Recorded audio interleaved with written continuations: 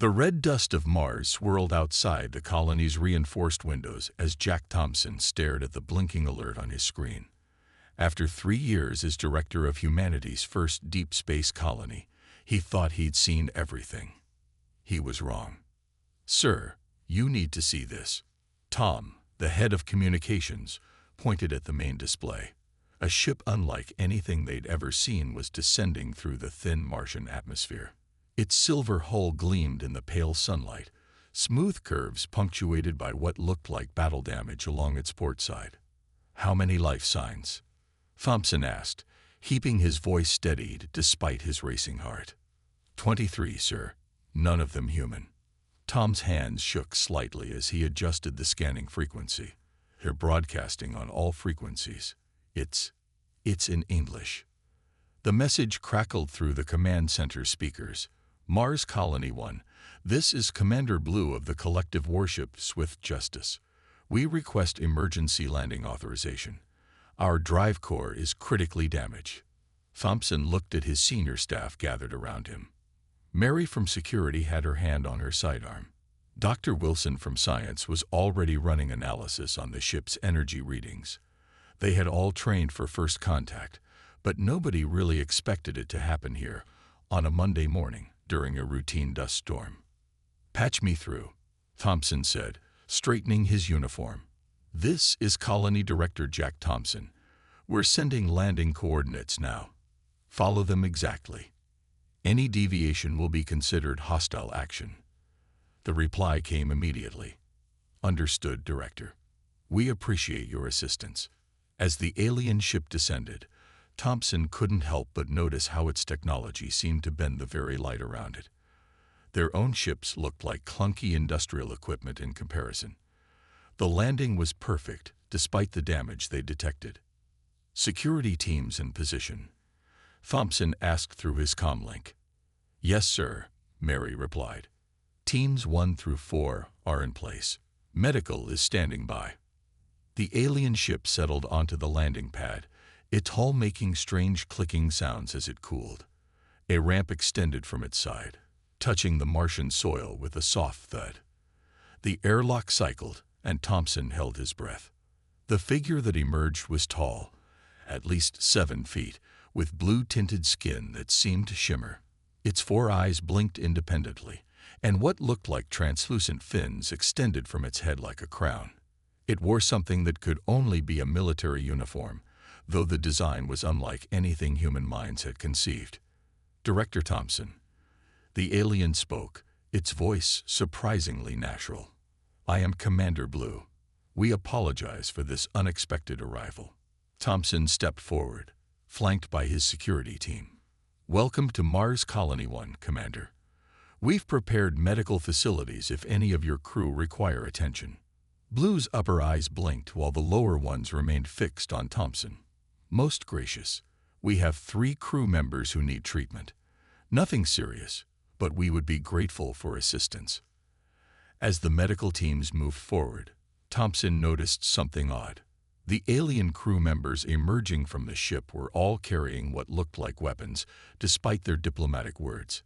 He'd been in enough military situations to recognize the way they positioned themselves, the way they kept their hands near those devices. "Commander," Thompson said carefully, "our protocols require all weapons to be secured during diplomatic meetings." Blue's fins rippled in what might have been amusement. "These are not weapons, Director. They are diplomatic tools. Translation devices, if you will. Standard issue for all collective personnel."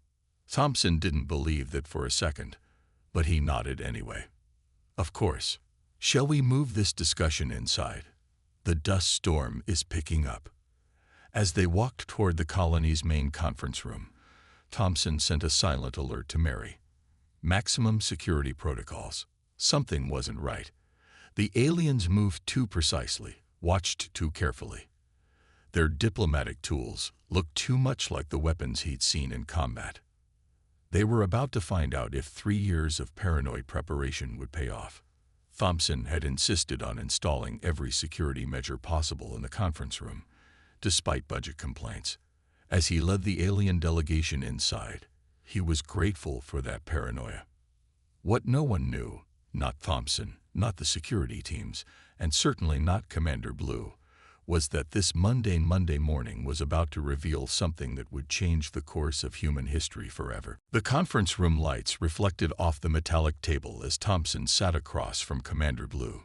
2 human guards stood by the door, while Blue's security team flanked their leader. The tension in the room felt thick enough to cut with a knife. "Your colony is impressive," Blue said, 4 eyes scanning the room.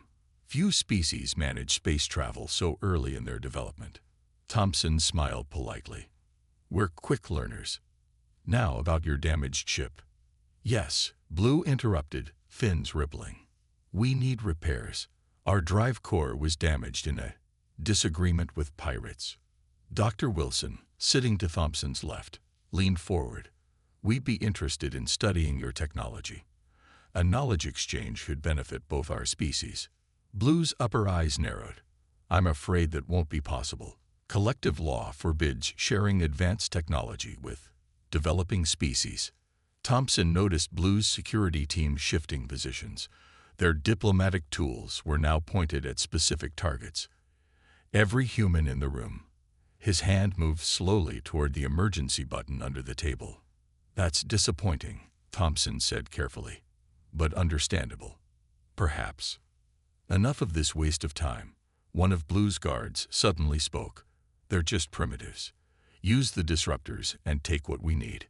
Before Thompson could react, the aliens raised their devices. There was a high-pitched whine, and waves of invisible energy filled the room.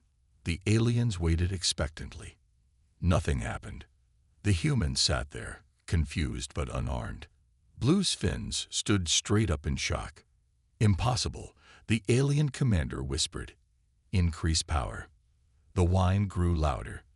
The security team adjusted their weapons. Still, nothing happened to the humans. Mary, by the door, had already drawn her gun. The other human guard followed suit. "Drop your weapons," Mary commanded. "Now." Instead, one of Blue's guards fired a different setting. A beam of green light hit Dr. Wilson directly in the chest. The scientist just looked down at his shirt, where a small scorch mark had appeared. "Huh," Wilson said, brushing at the mark. "Tickles a bit." What happened next was chaos. The human security team moved with trained precision, taking down the alien guards with simple, conventional bullets. Blue raised his hands in surrender, fins drooping in what looked like defeat. "How?" Blue demanded as Mary secured him with handcuffs. "The neural disruptors work on every known species, every single one." Thompson stood up, straightening his jacket. "I think you'll need to explain exactly what those diplomatic tools were supposed to do." Under questioning, Blue revealed the truth. The weapons were the collective's prime technology, neural disruptors that could instantly incapacitate any living being by interfering with their nervous system. They had worked on every species the collective had ever encountered, until now. In the colony's high-security holding cell, Blue watched as Dr. Wilson ran scans on the captured weapons. "Fascinating," Wilson said, studying the readings.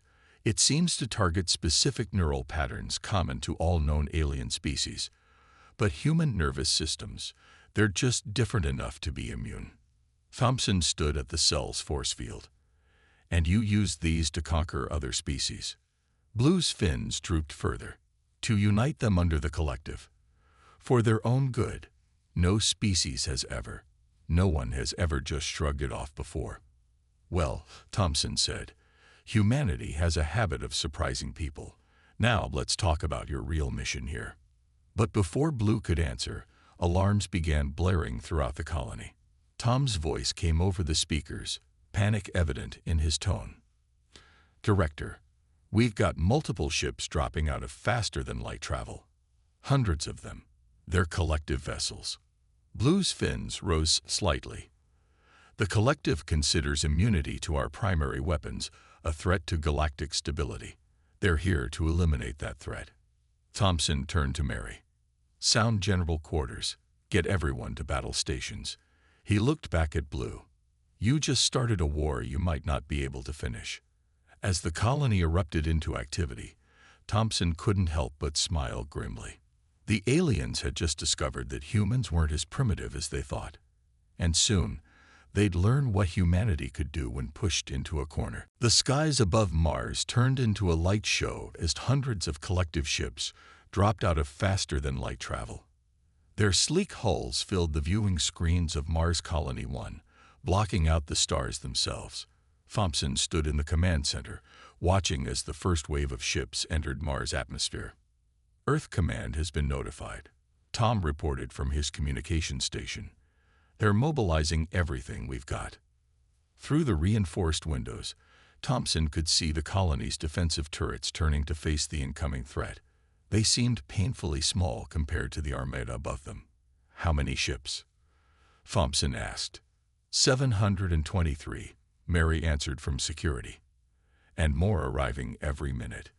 In the holding cell, now connected to the command center by video, Blue watched the screens with his fins twitching. The collective has never failed to conquer a species. They won't stop until they understand why their weapons don't work on humans, or until humanity is destroyed. The first shots fired weren't from the aliens. Mars Colony 1's defense systems, designed to destroy incoming asteroids, launched a barrage of conventional missiles. 2 collective ships erupted in flames, their strange metal hulls splitting apart in the thin Martian atmosphere. Well, Thompson said with a grim smile, at least our weapons work on them. The collective's response was immediate. Green beams of energy rained down on the colony. The shields, designed based on Earth's best technology, held for now. But they weren't what interested Thompson. Between the energy beams, thousands of smaller objects fell from the ships. Those are neural disruptor bombs, Blue explained, his 4 eyes wide. They'll blanket the whole colony. On any other species, they'd knock out everyone inside instantly. The bombs detonated in waves of invisible energy. Inside the colony, humans looked around in confusion, some rubbing their heads as if dealing with a mild headache, but otherwise unaffected. Status report, Thompson called out. Sir, power levels at 82% and holding, Tom replied. All systems functional. All personnel conscious and responsive. A new voice crackled over the communication systems. It was deeper than Blue's, with a mechanical edge to it. This is Supreme Commander Red of the Collective Armada. Your immunity to our weapons is noted, but you cannot resist forever. Surrender now, and we will make your extinction painless. Thompson pressed the broadcast button. This is Director Thompson. We decline your generous offer. Humanity doesn't surrender to bullies, no matter how advanced they think they are. The response came in the form of more conventional weapons. Explosive charges and plasma beams struck the colony's shields. The whole structure shook. Shields at 60%, Mary reported. But our return fire is having an effect. Their ships aren't as well protected against physical weapons as they are against energy attacks. Through the chaos, Dr. Wilson burst into the command center. Director, I've been analyzing their weapon designs. There's something you need to see. He pulled up a diagram on the main screen. It showed the neural patterns of various alien species compared to human ones. Look at this. Every species they've encountered shares a similar neural structure. Their weapons are designed to disrupt these patterns. But human brains, we're completely different. We developed along a totally different evolutionary path. Is that why their weapons don't work on us? Thompson asked. Exactly. It's like they're trying to unlock a door with a key that doesn't fit. They can keep trying, but it won't work. Our biology is just too different. Blue spoke up from his cell. This is unprecedented. In all our history, every sentient species we found shared common traits, common weaknesses. But you humans. Another explosion rocked the colony. Shields at 40%, Mary warned. Thompson straightened his uniform. Well then, time to show them what different looks like. Send word to Earth.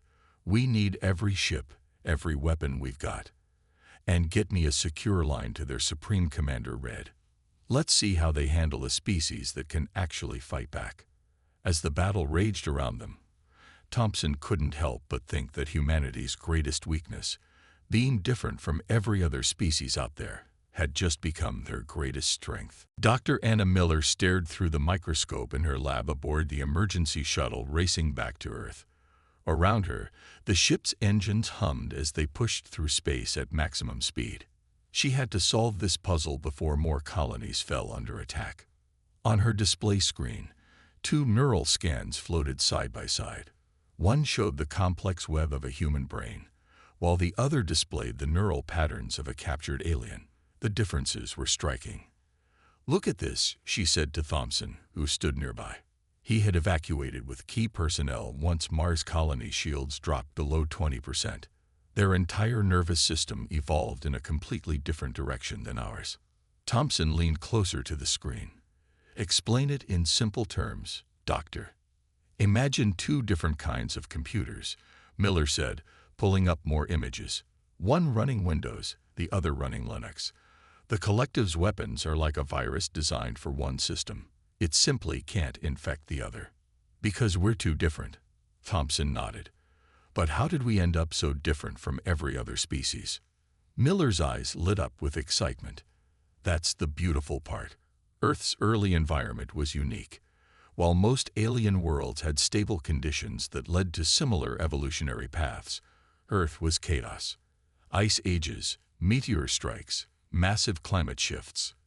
We evolved to survive constant change." She brought up another screen showing cellular structures. "Look here. Every other species they've encountered has a similar cellular communication system. Their weapons disrupt it perfectly. But human cells," she pointed to a dramatically different pattern. "We might as well be made of completely different building blocks." "Director Thompson," Tom's voice came through the ship's speakers. "Earth Defense Command is requesting Dr. Miller's findings. They're preparing a counterattack." Miller grabbed her tablet and started transferring data. "The collective's weapons aren't just useless against us. They literally can't detect us properly. Their targeting systems are based on recognizing neural patterns that we don't have." "Like being invisible to their weapons?" Thompson asked. "Exactly. And there's more." Miller pulled up footage from the Mars colony attack. "See how some people reported mild headaches from their neural bombs? That's because while their weapons can't hurt us, our bodies still react slightly to the energy discharge. We could potentially detect their weapons before they're even used." In the ship's holding cell, Blue watched through a video feed. His fins moving in what they'd learned was a sign of deep thought. "This explains everything. Our entire military strategy, all our advanced weapons, they're based on manipulating neural systems common to every species we'd ever encountered. Until now." "That's not all," Miller said, her voice growing excited. "I've been studying their ship's neural interface technology. They control their vessels through direct mental connection. But what?" Thompson leaned forward. "But it's calibrated for their type of neural pattern. If we could modify it to work with human brains instead." She let the implications hang in the air. Thompson's eyes widened. "We could take control of their ships." "Theoretically, yes. Their entire technology is built around their standard neural pattern. Being different doesn't just make us immune. It gives us an advantage they never considered possible." The ship's captain's voice came over the speakers. "Earth approaching. Defense Command signals they're ready for your report, Dr. Miller." Miller gathered her data tablets. "This is just the beginning. Everything the collective built, all their advanced technology, it's based on assumptions about life that don't apply to us. They're not just fighting a species immune to their weapons. They're fighting a species that could turn their own technology against them." As they prepared to dock with Earth's orbital station, Thompson watched the swarms of human ships gathering for battle. "Send everything to Defense Command. It's time humanity showed the collective what being different really means." The stars seemed to shine brighter as humanity prepared to demonstrate that being the biological oddity of the galaxy wasn't a weakness. It was their greatest strength. Admiral Mark Rivers stood on the bridge of the Earth flagship Defender, watching as his fleet assembled near Jupiter's orbit. 500 human ships, ranging from small fighters to massive carriers, formed up in attack formation. Each vessel had been quickly modified with Dr. Miller's new detection systems, allowing them to sense collective weapon energy before it discharged. All ships report ready. Admiral, his second-in-command reported. Dr. Miller's modifications are complete. Rivers nodded, his weathered face reflecting the light from Jupiter's surface. And the captured alien tech. Installed and functioning. The collective won't expect their own systems to be used against them. The Admiral touched the neural interface headset he wore, a modified version of collective technology rebuilt to work with human brain patterns. The ship's systems responded instantly to his thoughts, feeling more natural than any control system he'd ever used. The collective fleet is approaching Jupiter's orbit, the sensor officer announced. 1,200 ships. They're still trying to use their neural weapons. Rivers smiled grimly. Let them waste their energy. All ships, battle formation Delta. Remember, we don't need to overpower them. We just need to show them they can't beat us. The human fleet moved with perfect coordination, their modified neural interfaces allowing for faster reactions than traditional controls. As the collected ships came into range, they launched their first attack, a massive wave of neural disruptor energy. Detecting enemy weapon discharge, the sensor officer called out. Impact in 3, 2, 1. The energy wave passed harmlessly through the human fleet.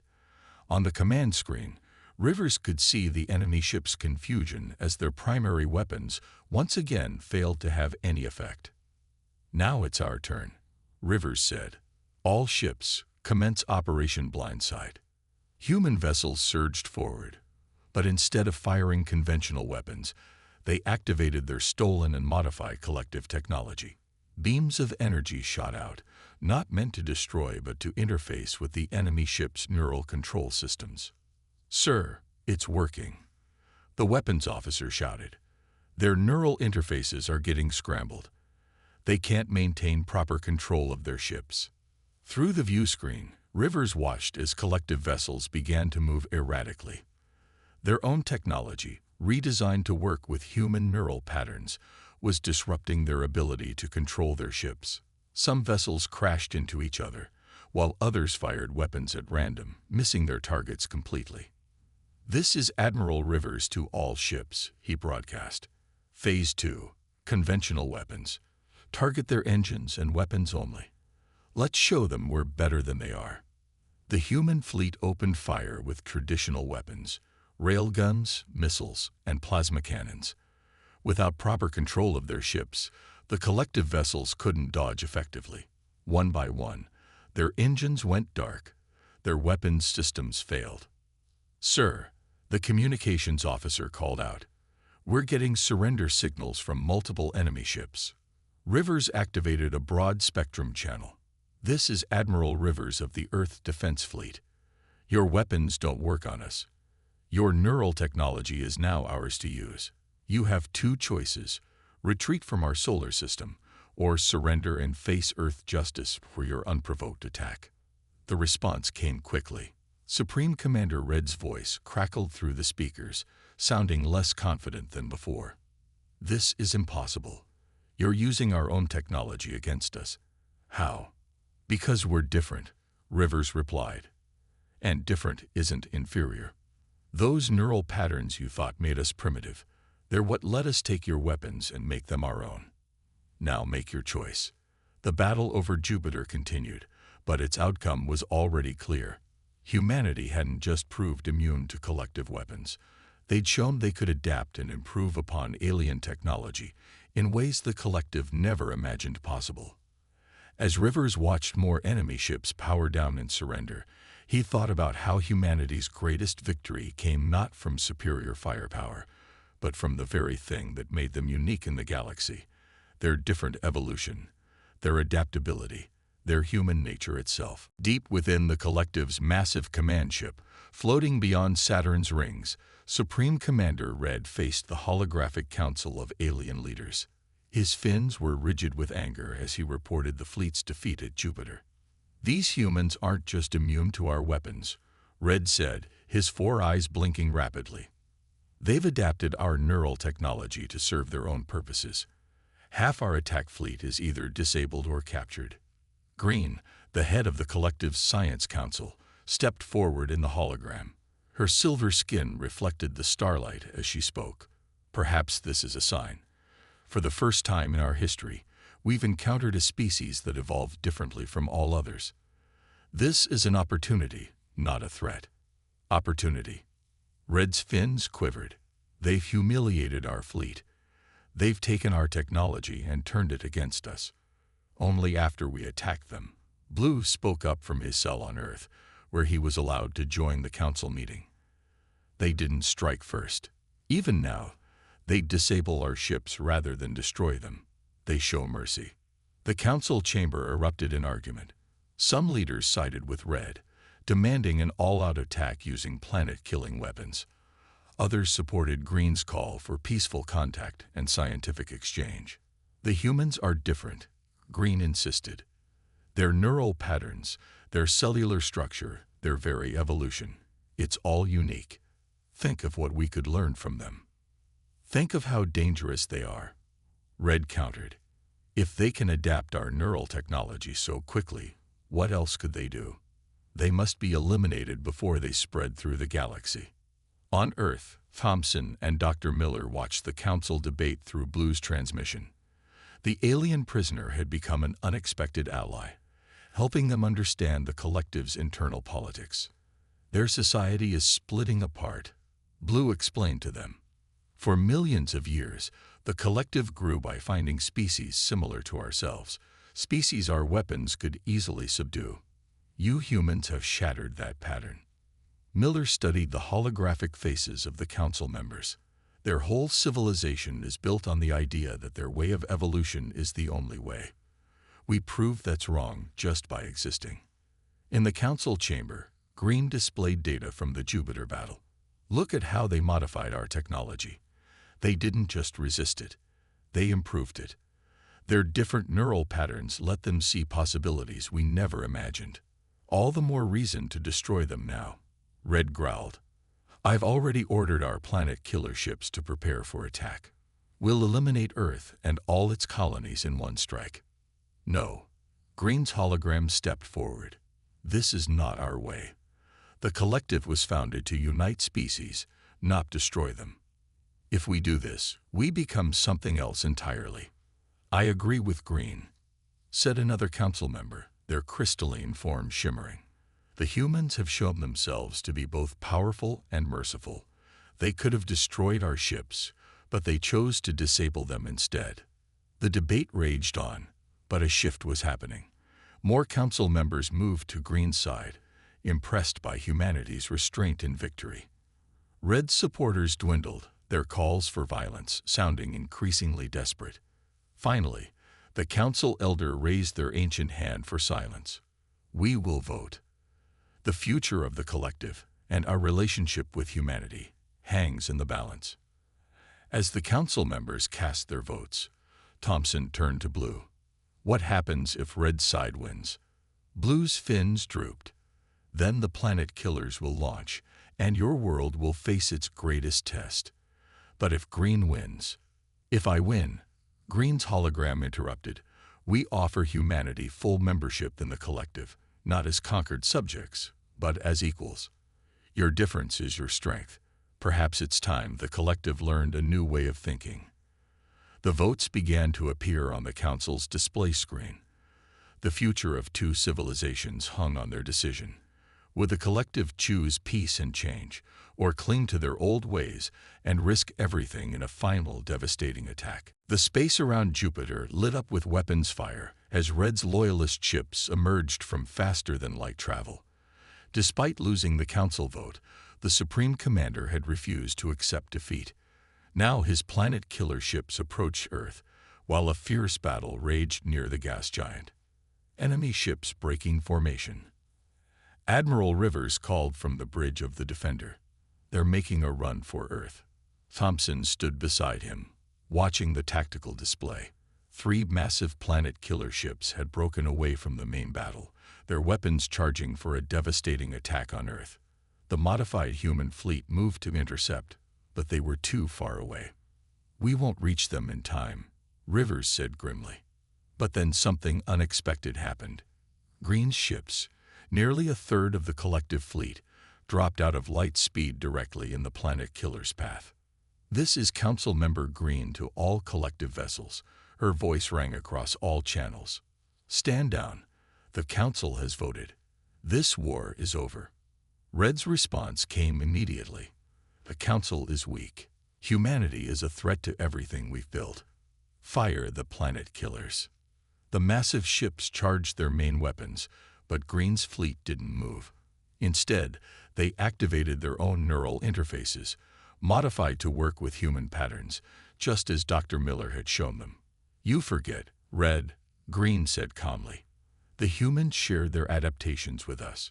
Your neural control systems no longer work as you expect." The planet killer ships suddenly stopped, their control systems scrambled by Green's fleet. Red's loyalist ships found themselves unable to maintain formation as their neural interfaces failed. From the Defender's bridge, Rivers smiled. "All ships, execute final attack pattern. Disable but don't destroy. Let's show them how humanity wins its battles." The combined human and friendly collective ships moved with perfect coordination. Their modified neural interfaces, a blend of human and alien technology, allowed them to outmaneuver Red's confused fleet. One by one, the enemy ships lost power, their weapons disabled, their engines dark. "Supreme Commander Red," Thompson broadcast, "your ships are disabled. Your planet killers are powerless. Surrender now." There was a long pause before Red's voice came back, quieter than before. "How? How did you do this?" "Because we're different," Thompson replied. "And that difference made us stronger, not weaker. We took your technology and improved it because we could see it differently. We chose to disable rather than destroy because we value life differently. Being unique isn't a threat, it's an opportunity." Green's hologram appeared on the Defender's bridge. The remaining Council members agree. Humanity's difference is exactly what the collective needs. New perspectives, new ways of thinking, new possibilities we never imagined. Over the next few hours, Red's remaining ships surrendered.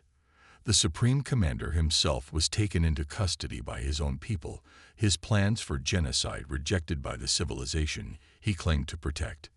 In the aftermath, Thompson stood in Earth's orbital station, watching as human and collective ships worked together to clear the debris from battle. Dr. Miller stood beside him, already discussing new technological innovations with Green scientists. "Hard to believe it all started because their weapons couldn't affect us," Miller said, smiling. "Sometimes being different is the best defense," Thompson replied. "We didn't just survive because we were immune to their weapons. We won because we could think differently, adapt differently, and choose differently." Blue, now free and serving as a liaison between Earth and the collective, joined them at the window. "The collective spent millions of years finding species similar to ourselves.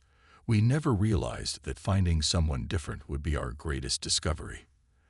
As they watched, a new ship rose from Earth's atmosphere, the first vessel built with combined human and collective technology. Its hull gleamed in the sunlight, a symbol of what could be achieved when differences were celebrated rather than feared. The stars seemed brighter somehow, as if welcoming humanity to its new role in the galaxy. Not as conquerors or conquered, but as equals who had earned their place by being precisely what they had always been, uniquely, proudly, defiantly human.